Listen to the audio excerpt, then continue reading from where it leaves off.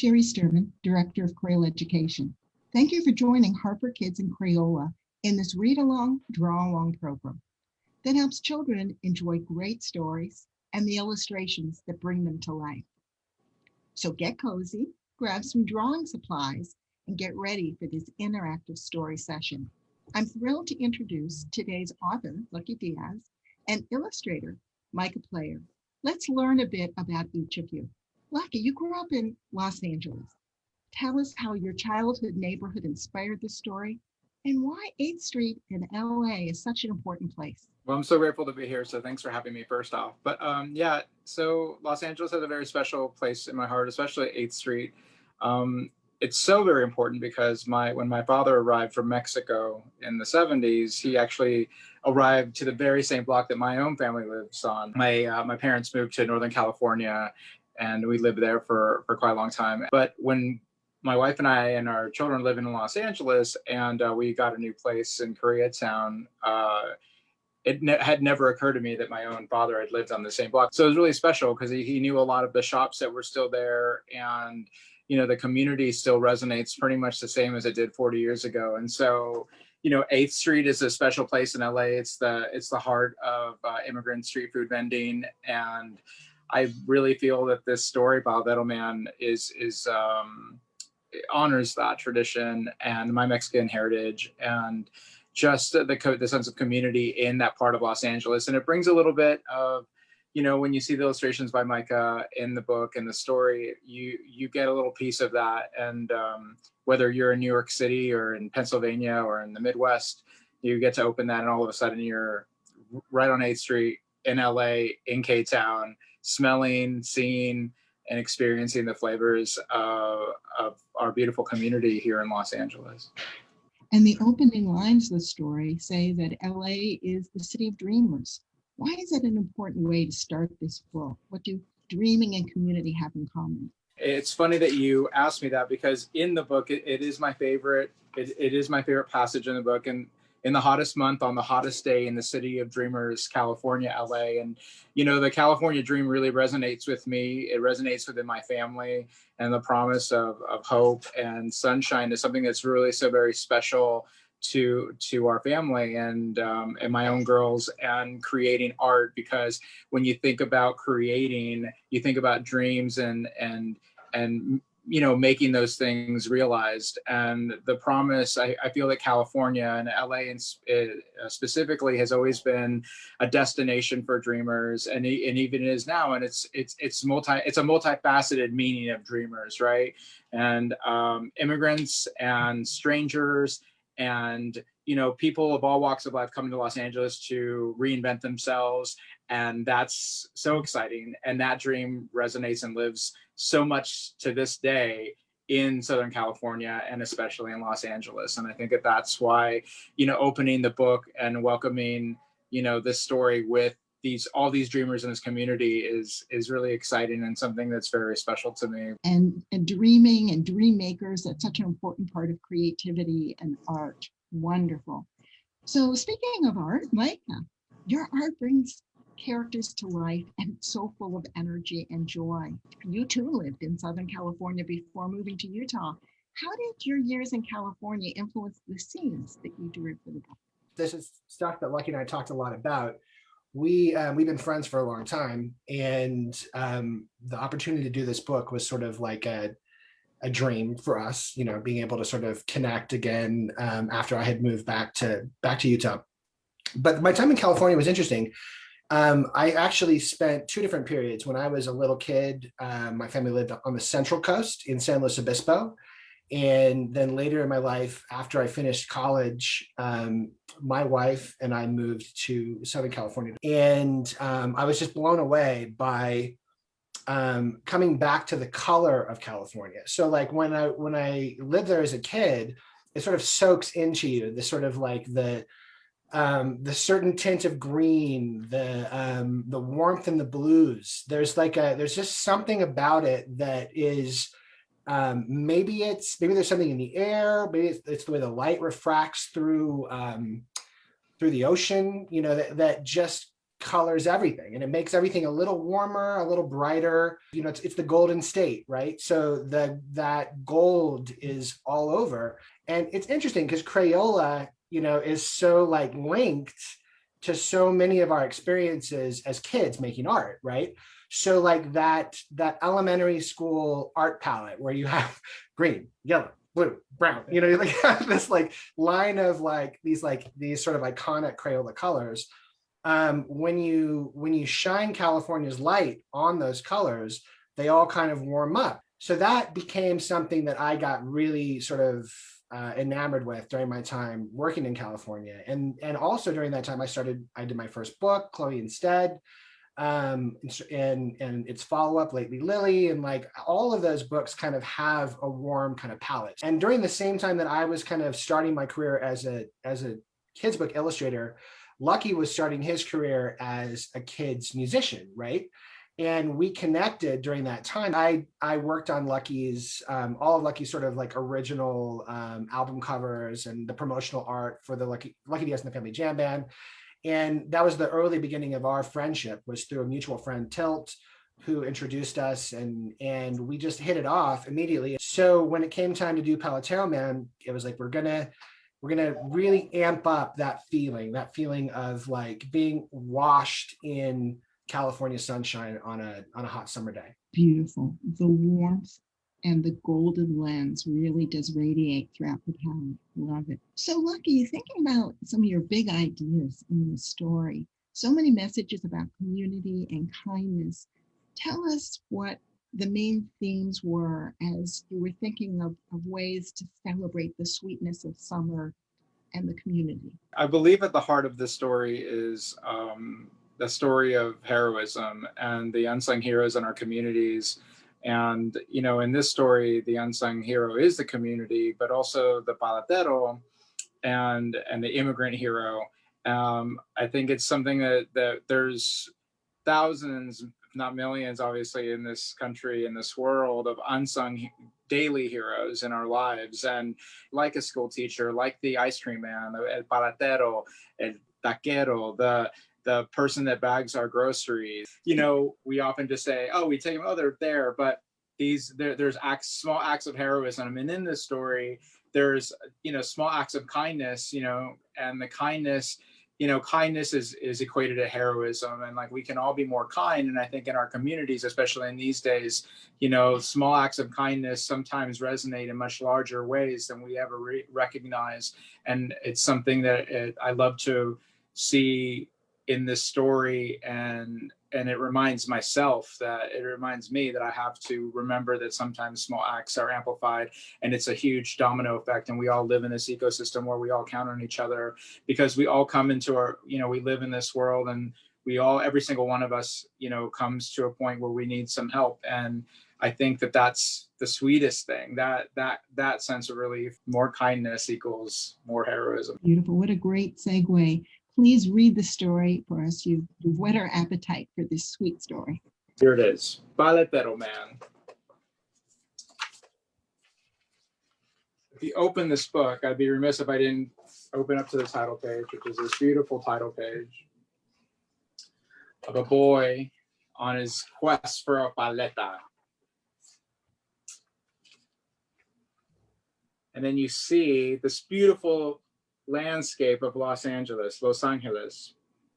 And that's Griffith Park and the observatory and the expansion of what is Los Angeles. And this is an incredible page spread and depiction of really what it actually looks like. Here we go. In the hottest month, on the hottest day, in the city of dreamers, California, LA, I grab my dinero and make my way to find my friend, Paletero Jose.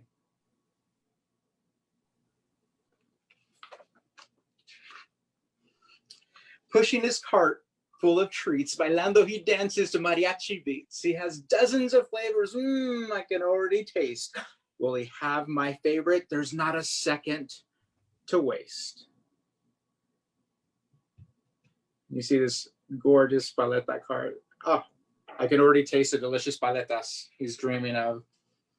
Ah, there's Tio Ernesto, he asked.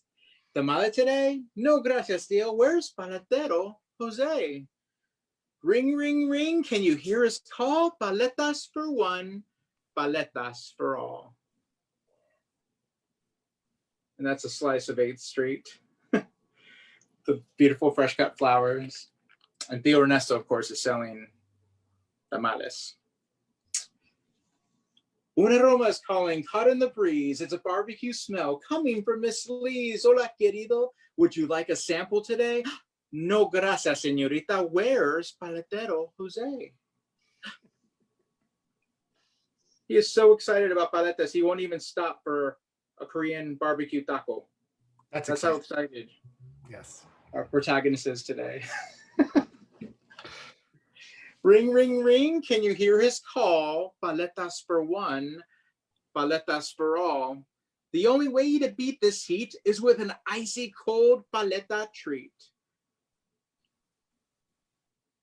He's sweating it out on a very hot day in Los Angeles.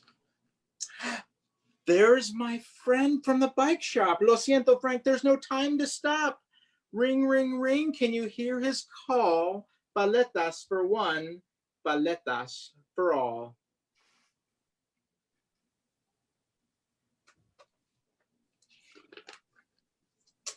Will he have all the flavors, the colors I love? Horchata canela, the kind I dream of? Chocolate, elote, sandía o fresa. Arroz con leche, miel o cereza. Ring, ring, ring. Can you hear his call? Paletas for one, paletas for all. Look at all those beautiful paletas. The fresa, Jamaica, melon. Micah did a great job illustrating these beautiful paletas. Here he is, Paletero Jose. Finally, you'll get cool on this very hot day. Oye, niños, what will it be? A beautiful park setting in Los Angeles.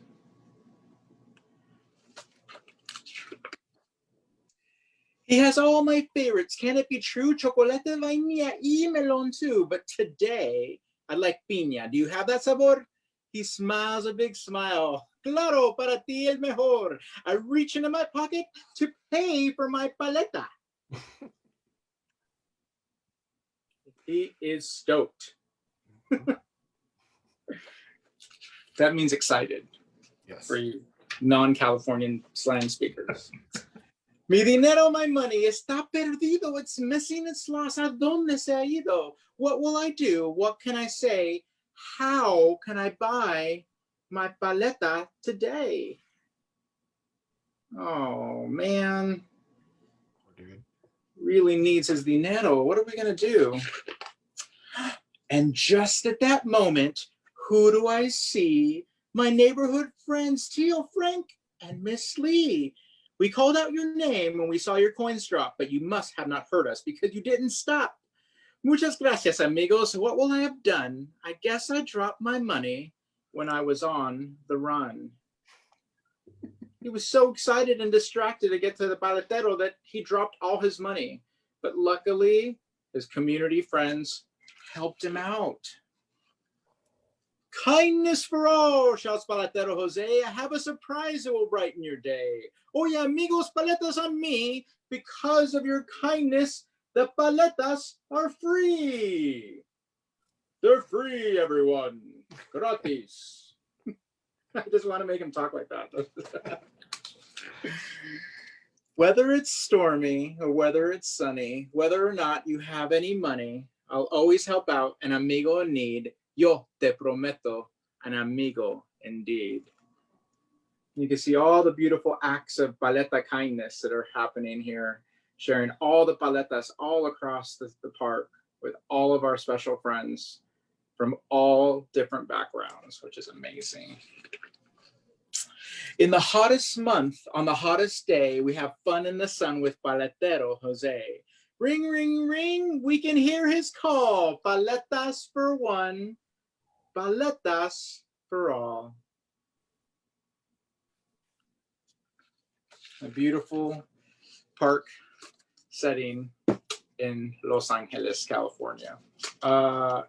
It's so special to be able to read that out loud. Every time I get so very emotional about it because it's such a dear, special story, based on my own travels, on my own daily walks with our 5-year-old daughter, Indiana Maven. And yeah, so all these characters in this book, they're actually based on real people, which is also very exciting. But yeah, I hope you enjoyed that. Thank you so much. I love the way it celebrates kindness and helping amigos. And our listeners can really identify with that range of emotions, that the joy, the anticipation of the treat, the excitement running to catch the cart, and then that empty feeling when you realize that the money was gone. And that lovely reaction, the generosity of the neighbors and of Jose. You said the story is based on real people. Can you identify a few and tell us, are they from your childhood? Are they experiences that your kids have had recently? So Frank, for example, owns a tire shop. He doesn't own a bicycle shop, which it's depicted as a bike shop in the story, but Frank is actually a real character. He owns a tire shop and he's a dear friend. So it's exciting to see. The beautiful street vendor cutting flowers is also a real person. This is actually a real woman and her child and her daughter, and every day they sell cut flowers on 8th Street in Fedora, right on the corner there.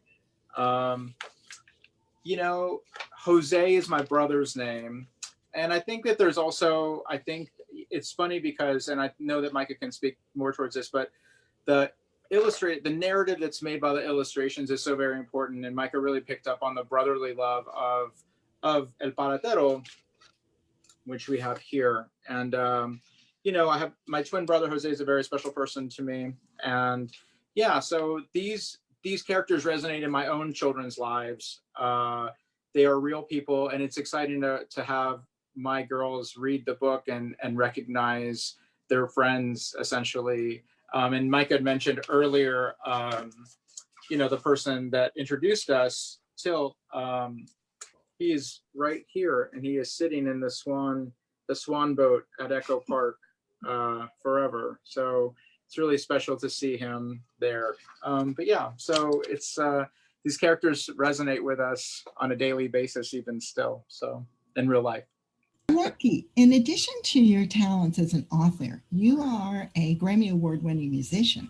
Tell us about the role that music plays in your creative expression and your creative process. How did you think of and create new songs as well as your stories? I've always been a very creative soul as a young child, and I, again, getting back to Micah said, I think, a piece of paper and a crayon was really my first entry into create anything. And I always joke that I have to create something every day, even if it's creating a sandwich. So if I make a sandwich for lunch, that's a monument of creation. I think with creating, music and art, I always call art. So whether it's music or a painted medium, regardless of the media you work in, art is art, and it's created from a really honest and pure place and an exciting place that one's able to explore. And sounds are just another element that gets me really excited. And I feel like when I play something on an instrument, it really starts telling me a story, and I start seeing that story, painted in my head somehow. And, I often say that, sounds are they're just audible brushes. So they're, you hear them and they're creating pictures in your mind. And just like painting a picture with a piece of paper and a crayon or a pencil. And so, yeah, I think that they all go hand in hand in the respect of just creating something. I just like making things. I just like, even if it's silly things. And I think for me, I get the opportunity to make things for children. And it really comes from the place. I just want to create things that my own kids think are fun and exciting and cool and entertaining. So I think that for me is part of the process, and it's a great opportunity for me to teach them that, you don't need a lot to create. You don't need anything to create except for your mind. And so we spend, countless hours in our lives just creating and making things up, but that's including songs. And I love making songs. It's fun. Yeah, it's just part of the process. Like I said, I just like making things. Please share a song that you created or said the way you said it so beautifully, paint with your musical paintbrush? Luckily, I have a guitar hanging here. So, we just read PaleteroMan.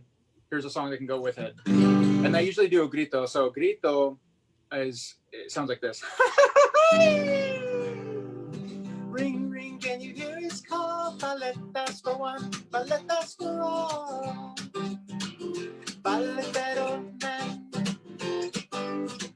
Ring, ring, can you hear his call? Paletas for one, paletas for all. PaleteroMan. In the hottest month, on the hottest day in the city, your dream was California, LA.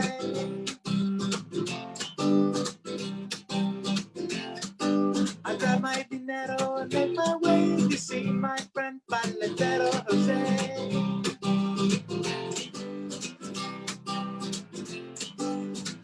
Ring, ring, can you hear his call? Paletas for one, paletas for all. PaleteroMan. Ring, ring, can you hear his call? Paletas for one, paletas for all. PaleteroMan. He's a PaleteroMan. So, while I was talking about brushes, so this would be a wide brush, and this would be like a sharp brush, or like small. So you can make different sounds on your guitar, but that's how I love to make songs and stories, and just making up things. I think that's like an ending chord, like thanks, So going from that musical paintbrush to Micah's paintbrush, Micah, we love the color palette that you chose for this book's illustrations. It feels like a tropical paradise, like the colors of sherbet. So can you show us some of your favorite art techniques using art supplies that kids might have at home, and share some tips for how to make characters and settings that celebrate summer? I'm going to go ahead and jump over to my desk. And I have a few different pieces here that there's a mix of like some really simple basic pieces, like these fantastic watercolor pencils that are really fun to work with, because you can experiment with the difference between a hard line and a soft surface. So one of the things that I love about watercolor pencils is that it takes the washiness and the sort of like unpredictability of watercolor, which is a blast and which is really fun, and it marries that with the control of a pencil, right? And so when you're coming up with designs and ideas, sometimes it can be fun to build in layers. There's shape layers and there's detail layers. Kind of like what Lucky talked about when he said that, some chords are thick brush strokes and some chords are thin or sharp brush strokes. So when you're working with watercolor pencils, what's neat is that you can take, you can do these kind of like solid lines, and then you can go in and with a little bit of water, you can take the pigment from the watercolor pencil and you can kind of pull it out, and you can create a little bit of you can shade and kind of allow some of that sort of soft, washy watercolor tone to sort of spread out from the pencil. But any place that you don't touch with the water holds on to those edges and those shapes. And that's one of the fun things about watercolor in general, is that water itself creates boundaries and it creates edges. So as you as you come in here and you start adding water to the pencil lines and they blur and they start to bleed, like that, isn't that beautiful? That sort of like unpredictable sort of little swirl that comes from pigment getting mixed with water. And a real organic feel to it. Yeah, it becomes really organic, but you're starting with the control that I think a lot of kids are one of the first things that we learn to control when we draw is a simple hard pencil. And so Crayola makes really good watercolor pencils. And I think one of the reasons why that's such a cool product to give kids is that they connect with you on that basic control level where you're able to sort of like, there's nothing confusing about jumping into using that kind of a line, right? Like there's something about the solidness of pencil against paper and that little bit of resistance so that you're not slipping around too much.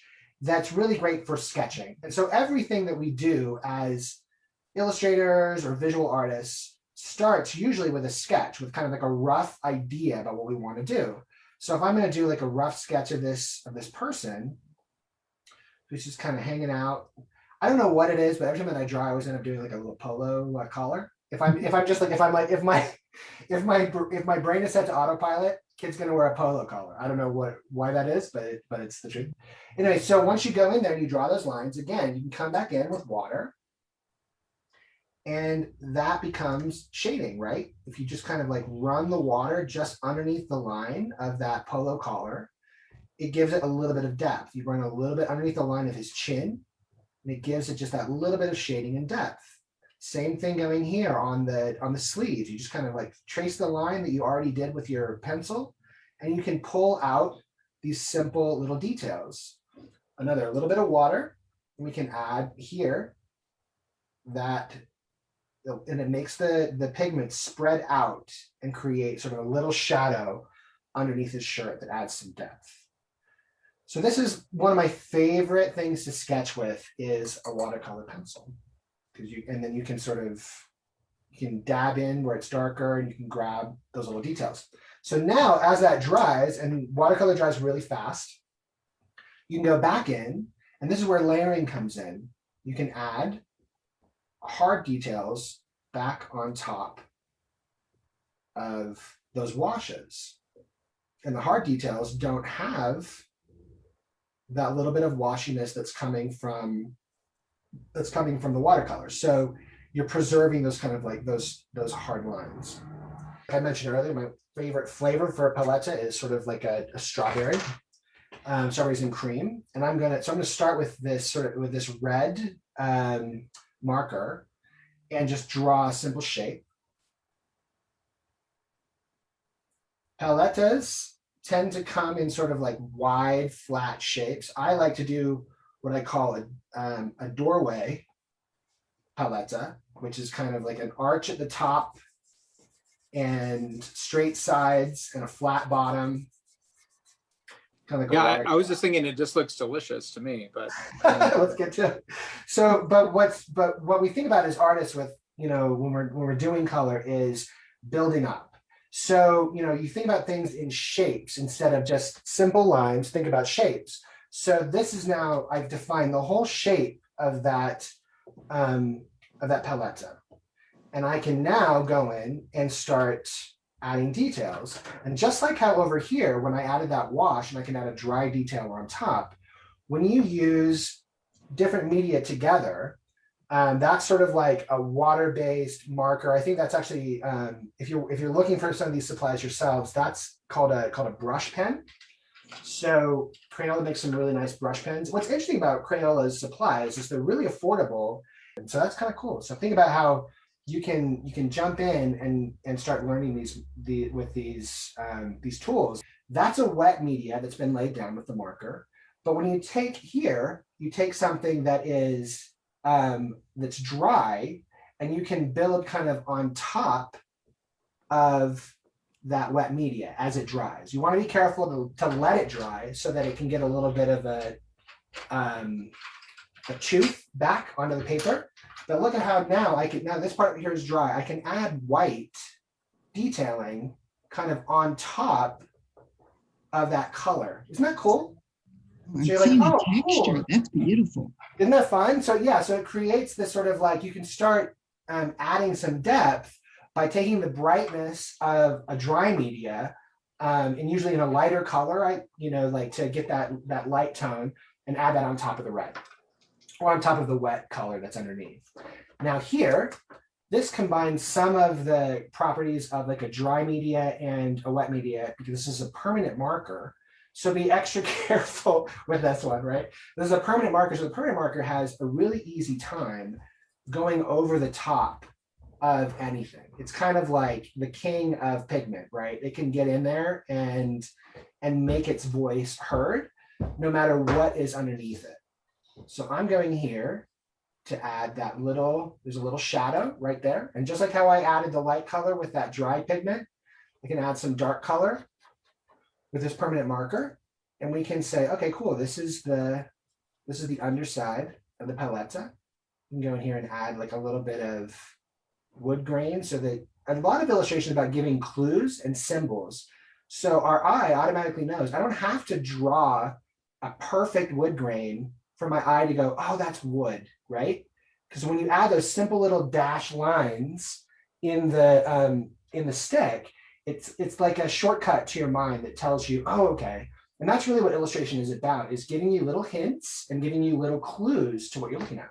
So what's one of the things that I love about strawberry palettas? I love the fact that it has real fruit in it. So here, maybe I could add a strawberry that's inside of this. It's been frozen inside the paletta. And maybe deep inside this, you can see a little tiny bit of where its edges and shapes are. So it's kind of shining in there inside of the juice that's been frozen inside of. And again, it's all just about building layers. Now, right here on our character over here, one of the neat things about brush pens and watercolor is that it's translucent, transparent. So I could color back over the top of this character. Isn't that cool? That you still see, as long as I don't overwork it, you still see the details underneath. So I can go in here and draw the blue color for his shirt. I can draw, maybe got another color of maybe some yellow for his pants. I like bright colors. And see that that pencil work remains underneath. And it also blends together a little, and that creates some visual interest by having those things connect. I can go back in here and grab a little bit of, grab some dark brown for his hair. By getting back in here with the permanent marker, you notice how the permanent marker has really complete, crisp lines. It's amazing how three-dimensional they both look. Right, because you're adding layers. And I think that's the fun part to think about when you're making artwork at home, is don't be afraid to build up layer by layer. And the first line that you put down doesn't have to be the last line that you put down.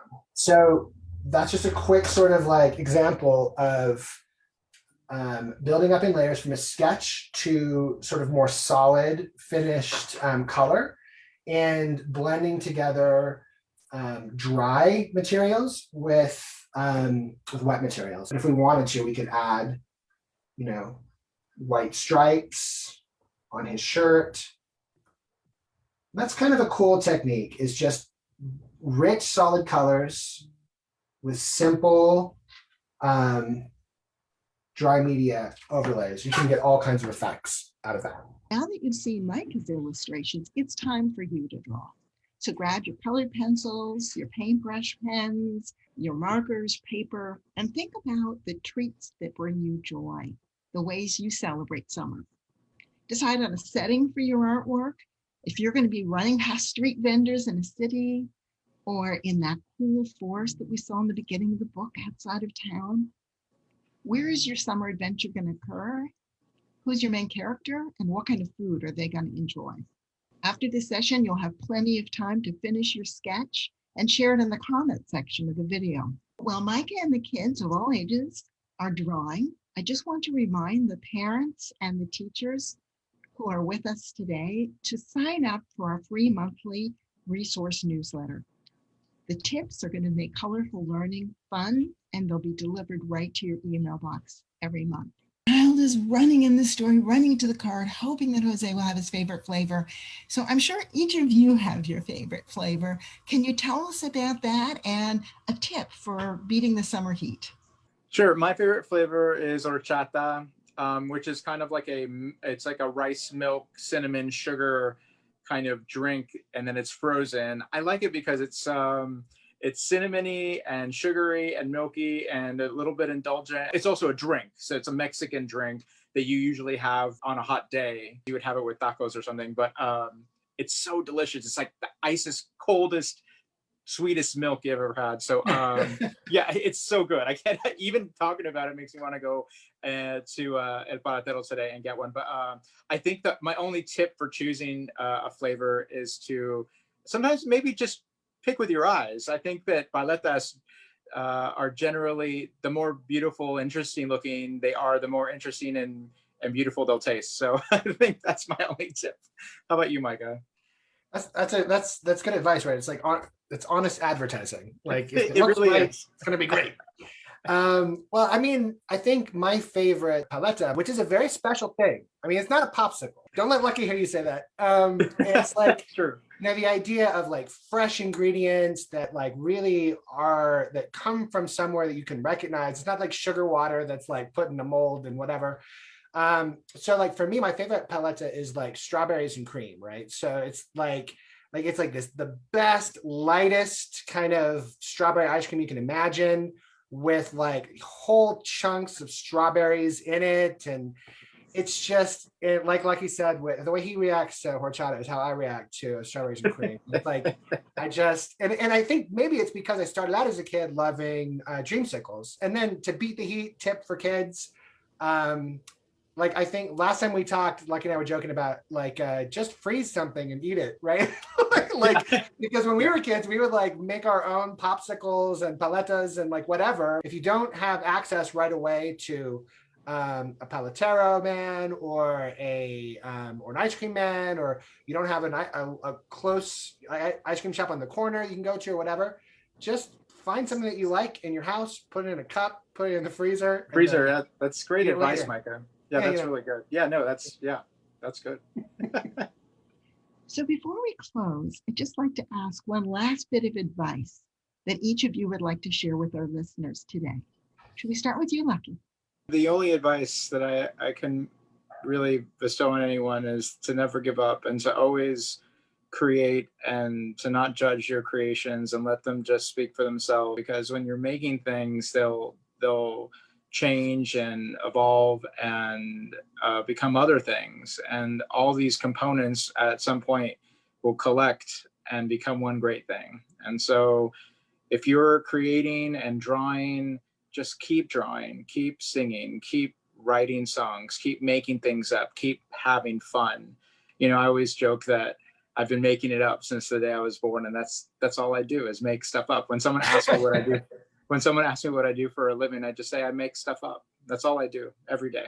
So just make stuff up. That's all you have to do, and make the stuff up that makes you happy. Because if it makes you happy, then I know that it'll make other people happy. Imagine that you're a microphone and you're walking around and you're just sort of taking in sounds, and you're taking in experiences. And then when you play that back, you're able to sort of like relive those moments. And as an artist and as a kid, you're constantly bringing in information, new information. And art is really just a chance to play it back, and you can play back things that you see, you can play back things that you have heard, you can play back things that you feel. Illustration is a way of taking a moment that you've experienced and putting it down onto paper so that someone else can participate in it. So never fall into the misunderstanding that what you have to play back isn't worth listening to, or that what you have to play back won't be of interest to anyone. Because a story is a story, no matter what shape that it takes. And we all love stories. Your life is worth sharing. And when you put a pen to paper, you're sharing things about yourself that are beyond words. So just do it and don't overthink it. Great advice from both of you. I love the way you've inspired kids and really honor their voice and what they create. It's beautiful. So I want to thank Lucky and Micah for joining us today, and to thank our friends at Harper Kids for publishing the book. Special thanks to all of you who have enjoyed the reading, the music, the art, and for joining us today. Thanks, y'all. Adios. Good to see everybody. Keep drawing. Have fun. Bye-bye. Bye-bye.